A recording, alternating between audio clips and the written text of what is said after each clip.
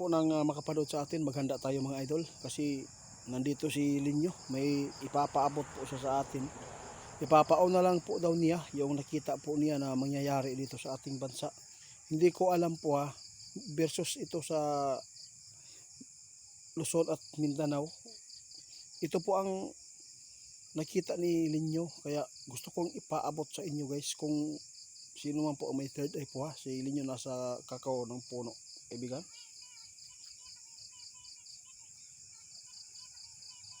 Naku po guys, ito ang sabi ng ating kaibigan, maghanda po daw tayo. May nakita si Linyo na di maganda na mangyari dito sa Mindanao at sa Luzon, no? Parang may ibig sabihin ang ating kaibigan po ngayon mga idol. Kaibigan, gusto kong malaman kaibigan, bakit ano po ba ang nakikita po nyo dito?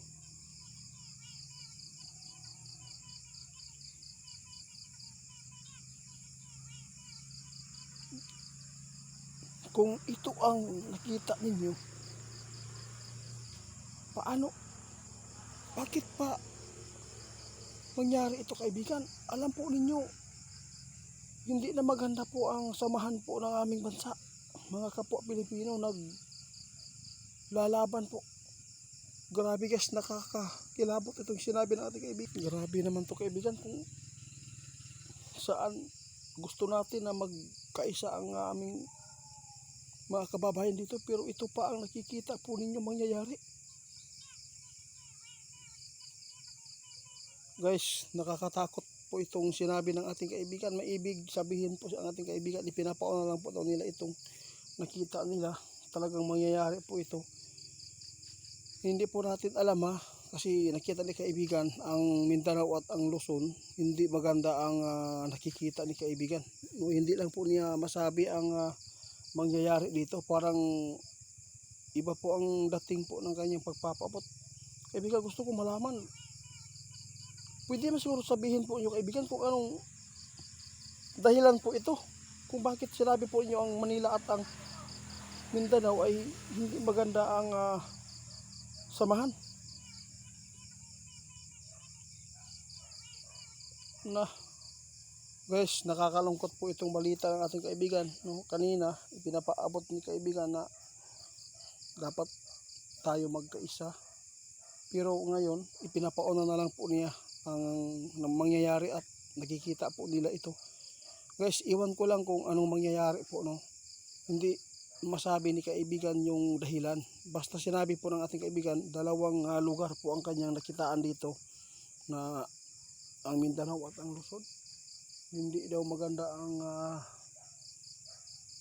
mangyayari dito. Pero sa totoo lang mga idol, parang nakita ko yung kaibigan, may ibig sabihin po siya.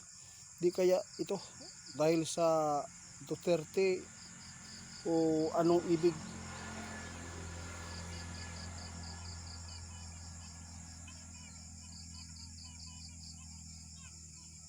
O tingnan mo yung mga idol, nagbabala si kaibigan sa lahat po daw ng makapanood ngayon, kung ano man po ang mga mangyayari, huwag po daw tayo magpapadala sa galit.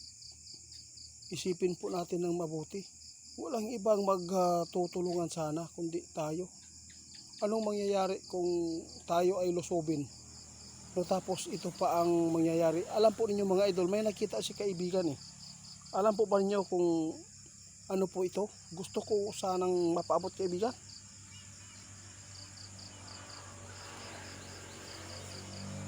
Grabe, sinabi ng ating kaibigan, kung sakali man lulusob ang China, sa totoo lang mga idol, kawawa ang nasa Manila daw. Tapos ang Davao hindi daw magagalaw. Ito ang sabi ng ating kaibigan. Ibig sabihin nito, talagang magkaibigan talaga ang Mindanao at ang China. Ito po ang sabi ng ating kaibigan. May panahon mga idol, maranasan ng Manila, sabi ng ating kaibigan ngayon. No, kung ito man po ang mangyayari, wala tayong magawa.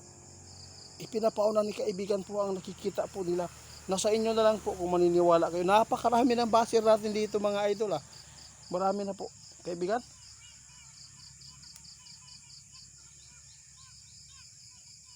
Ang nakita ko dito, siguro itong Sigalot, yung sa mga Duterte supporters dito sa Mindanao at doon sa Manila. Marami naman pong mga supporters ni Duterte, no, doon sa part ng Manila, kaibigan.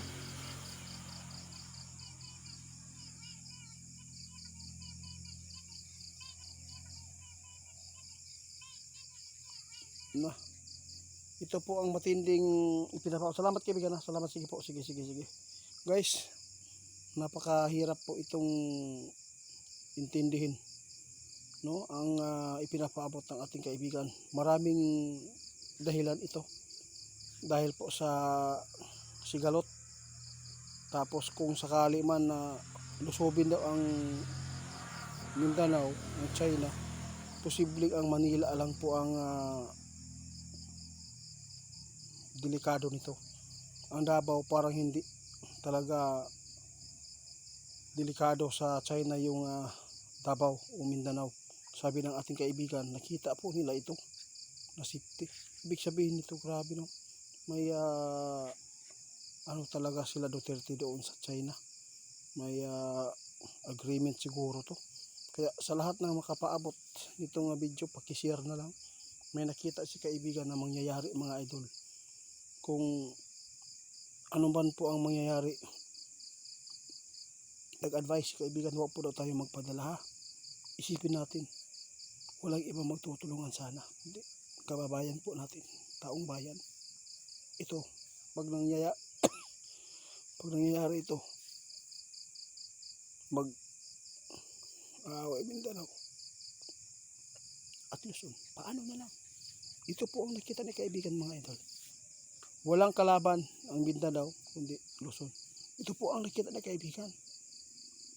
Ang nakita ko dito, mga idol, sa ibig sabihin ni kaibigan, siguro yung panggigipit siguro ng mga administrasyon ngayon, dahil po sa war on drug siguro ito. Diyon ko po nahabol ang ibig sabihin ni Linyo.